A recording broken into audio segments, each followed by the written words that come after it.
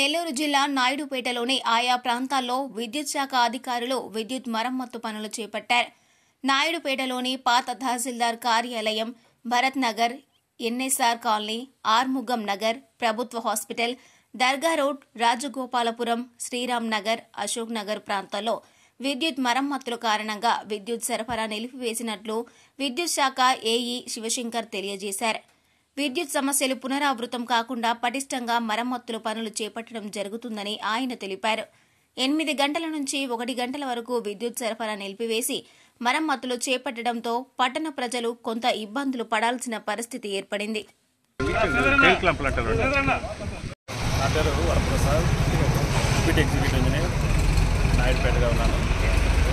ఈరోజు నాయుడుపేట పట్టణంలో వినియోగదారులకు మెరుగైన సప్లై ఇచ్చేందుకు ఏవైతే చర్యలు చేపట్టాలనో చెట్టు కొట్టడం కానీ ఏది డైరెక్ట్గా ఉండి ఎక్కువ తీసుకోవడం జరుగుతూ ఉన్నవన్నీ కూడా రెక్టిఫై చేసి వినియోగదారులకు మెరుగైన విద్యుత్ని అందించేందుకు చర్యలు చేపట్టడం జరిగింది.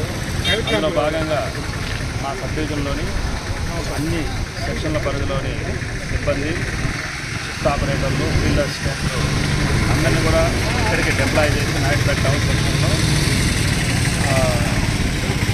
చర్యలు చేపట్టడం జరిగింది. మొత్తం సుమారుగా 110 మంది ఈరోజు నాయుడుపేట టౌన్లో ఈ రెక్టిఫికేషన్ వర్క్స్ చేయడం నిమగ్నమైనారు.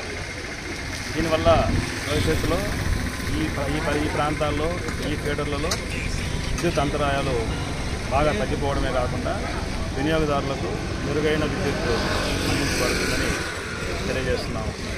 మరిన్ని న్యూస్ అప్డేట్ కోసం A3 న్యూస్ ఛానల్ని సబ్స్క్రైబ్ చేసి బెల్ ఐకాన్ను ప్రెస్ చేయండి.